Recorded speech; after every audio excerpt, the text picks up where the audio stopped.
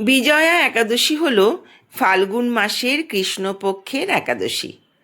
বন্ধুরা, এমন কোনো ছাত্র আছে যে পড়াশোনায় জয়ী হতে চায় না? এমন কোনো কর্মী আছে যে কর্মক্ষেত্রে জয়ী হতে চায় না? এমন কোনো ব্যবসায়ী আছে যিনি ব্যবসায় জয়ী হতে চান না? এমন কোনো ব্যক্তি আছেন যিনি জীবনের ক্ষেত্রে জয়ী হতে চান না? প্রতিটি ক্ষেত্রে প্রতিটি মানুষ জয়ী হতে চায়, বিজয় লাভ করতে চায়। কিন্তু কেমন করে বিজয় লাভ করা যায়? কোন শর্তে এই কাজটি সহজ হয়? ভগবান শ্রী রামচন্দ্র পর্যন্ত বিজয়ী হওয়ার জন্য এই বিজয়া একাদশীর ব্রত করেছিলেন। ভগবান শ্রীকৃষ্ণ রামায়ণ মহাকাব্যে এই ঘটনাটি বর্ণনা করেছেন। ভগবান রামের 14 বছর বনবাসের সময় রাবণ মাতা সীতা এবং ভাই লক্ষ্মণকে অপহরণ করেছিলেন। বানররাজ সুগ্রীব তার বানর বাহিনীকে মাতা সীতার সন্ধানে সাহায্য করার জন্য ভগবান রামচন্দ্রের সঙ্গ নেন। রামচন্দ্র, সুগ্রীব এবং সমস্ত বানর সেনাকে নিয়ে লঙ্কার উদ্দেশ্যে রওনা হন। পথমধ্যে এক বিশাল সমুদ্র, যা কুমিরের বসবাসের জন্য অত্যন্ত গভীর এবং বিপজ্জনক ছিল। উপায় না দেখে তারা নিকটস্থ ঋষি বগদলভ্যের আশ্রমে যান। ভগবান রামের পরিস্থিতি শোনার পর ঋষি তাকে শুভ বিজয়া একাদশী পালনের তাৎপর্য সম্পর্কে বলেন, যা সমুদ্র অতিক্রম এবং রাবণের উপর বিজয় নিশ্চিত করবে। ভগবান রাম নির্দেশাবলী অনুসরণ করে এই উপবাস পালন করেন। এটি তাকে কেবল সমুদ্র অতিক্রম করতেই নয়, শক্তিশালী রাবণকে পরাজিত করতে এবং সীতা মাতাকে ফিরিয়ে আনতেও সহায়তা করেছিল। বিজয় অর্জন, বাধা অতিক্রম, সাফল্য এবং আধ্যাত্মিক শুদ্ধি অর্জনের জন্য ভক্তরা উপবাস পালন করেন এবং ভগবান বিষ্ণুর উপাসনা করার জন্য নির্দিষ্ট রীতিনীতি অনুসরণ করেন। বন্ধুরা, এবার আমরা জেনে নেব 2026 সালের বিজয়া একাদশীর ব্রত কবে পালিত হচ্ছে এবং কবে আমরা এই একাদশীর পারণ ক্রিয়া সম্পন্ন করব।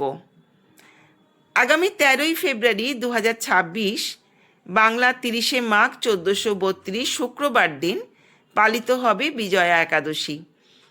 একাদশীর তিথি শুরু হচ্ছে 12ই ফেব্রুয়ারি 2026, বাংলার 29শে মাঘ 1432 বৃহস্পতিবার দুপুর 12টায়, এবং এই তিথি সমাপ্ত হচ্ছে 13ই ফেব্রুয়ারি 2026 বাংলা 30শে মাঘ 1432 শুক্রবার দুপুর 1:57।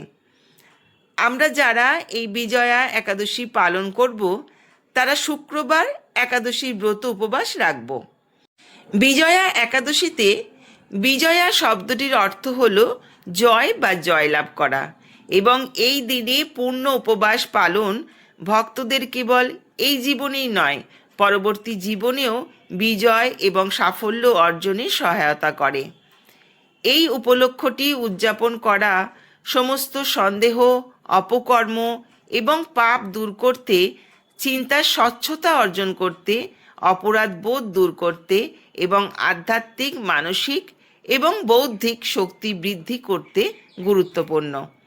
বিজয়া একাদশী পালন করে সুস্বাস্থ্য এবং আধ্যাত্মিকতার মানসিক শান্তি এবং ইচ্ছা পূরণ করতে পারেন। নির্দিষ্ট বিধি মেনে বিজয়া একাদশীর উপবাস পালন, এমনকি একাদশীর ব্রত শ্রবণ বা পাঠ, অশ্বমেধ যজ্ঞ করার সমতুল্য পুণ্য লাভ হয়। এবার বন্ধুরা জেনে নেব যে আমরা বিজয়া একাদশীর ব্রত কিভাবে পালন করব। হিন্দু পৌরাণিক কিংবদন্তি অনুসারে বিজয়া একাদশীর শুভ উপলক্ষে কিছু নির্দিষ্ট আচার অনুষ্ঠান পালন করতে হয়। একাদশীর আগের দিন অর্থাৎ দশমীর দিন একটি সোনা, রূপো, তামা অথবা মাটির পাত্র নিন। তাতে জল ভরে আমের পাতা দিয়ে সাজান। পাত্রটি ঢেকে দিন এবং গম, চাল, যব, ভুট্টা, কুকনি, ছোলা এবং মটর সহ 7টি শস্যের ঢিবির ওপর একটি বেদিতে কোনো স্থানে কোনো পবিত্র স্থলে রাখুন। মালা এবং চন্দনের ফোঁটা দিয়ে পাত্রটি সাজান এবং এর ঢাকনার উপরে একটি নারিকেল, ডালিম এবং বার্লি রাখুন। ফুল, প্রদীপ, চন্দনের ফোঁটা এবং নৈবেদ্য দিয়ে পাত্রের পূজা করুন। ঢাকনার উপরে ভগবান বিষ্ণুর একটি মূর্তি রাখুন। রাতে হাঁড়ির কাছে জেগে থাকুন। বিজয়া একাদশীর ভোরে স্নান করে ফুলের মালাটি নতুন দিয়ে প্রতিস্থাপন করুন এবং আবার চন্দনের তিলক লাগান। আগের দিনের পুজোর রীতি পুনরায় অনুসরণ করুন। দ্বাদশীর দিনে পাত্রটি নদীর ধারে বা পুকুরে নিয়ে যান এবং পুজো করুন এবং এটি একজন ব্রাহ্মণকে উৎসর্গ করুন। পরম নিষ্ঠার সাথে আচার অনুষ্ঠান পালন করে প্রভুর প্রশংসায় জপ করুন, ধ্যান করুন, মাহাত্ম্য পাঠ করুন। একাদশীর আগের দিন রাত্রি 11টার মধ্যে অন্নপ্রসাদ বা রুটি প্রসাদ গ্রহণ করে দন্ত মার্জন করে নেবেন।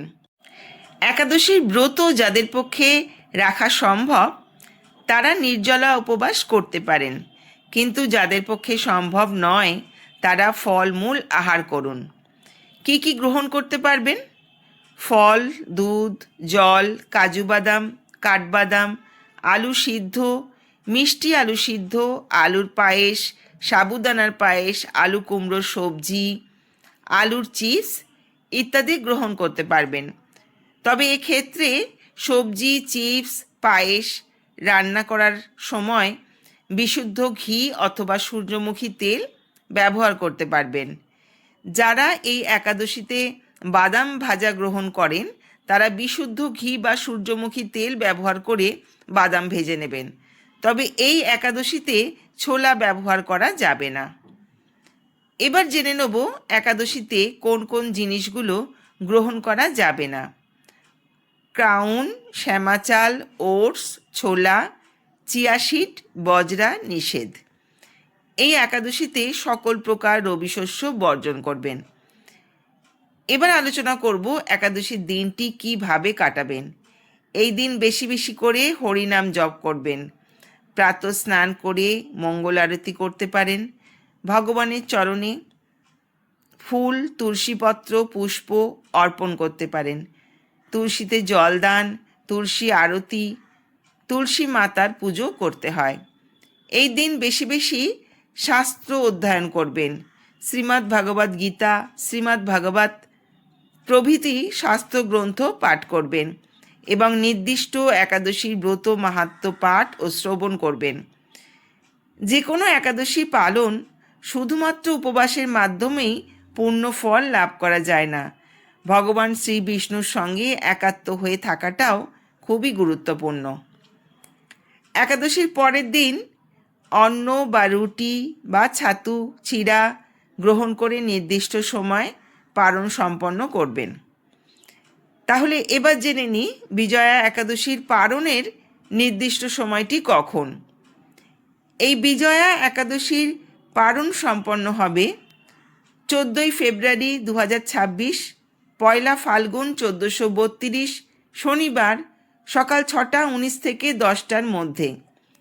তবে এক্ষেত্রে বন্ধুরা স্থানভেদে পারণের সময় পরিবর্তিত হতে পারে।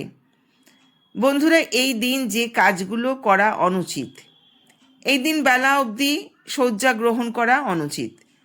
মটরশুঁটি, পেঁয়াজ, রসুন, ডিম, মাছ, মাংস খাওয়া থেকে বিরত থাকুন। পশু হত্যা নিষিদ্ধ। একাদশী এবং দ্বাদশীতে দিনের বেলায় ঘুমোনো নিষিদ্ধ। কোনো প্রতারক বা কোনো খারাপ কার্যকলাপের সঙ্গে জড়িত লোকেদের সাথে মেলামেশা করবেন না। অজ্ঞানতাবশত এইরূপ কার্যকলাপে জড়িয়ে পড়লে শাস্ত্র অনুসারে সূর্যের নিচে দাঁড়িয়ে সরাসরি সূর্যের দিকে তাকিয়ে নিজেকে শুদ্ধ করার পরামর্শ দেওয়া হয়েছে। একাদশী ও দ্বাদশীতে যৌন পরিহারের পরামর্শ দেওয়া হয়। দশমী, একাদশী এবং দ্বাদশী অন্য কারোর বাড়িতে খাওয়া এড়িয়ে চলুন। বন্ধুরা, বিজয় ও সাফল্য অর্জন, অতীতের পাপ থেকে মুক্তি এবং সুস্বাস্থ্য ও সমৃদ্ধির দ্বার উন্মুক্ত করার জন্য এই উপবাস পালন করা হয় এবং আচার অনুষ্ঠান অনুসরণ করা হয়। কেবল বিজয়া একাদশীর ব্রত কথা বা মাহাত্ম্য কথা শ্রবণ করে একই রকম সুবিধা লাভের মাধ্যমে শুভ দিনটি উদযাপন করতে পারেন। এই ব্রতকথা বা মাহাত্ম্য কথা আমার পরবর্তী ভিডিওতে শ্রবণ করতে পারবেন।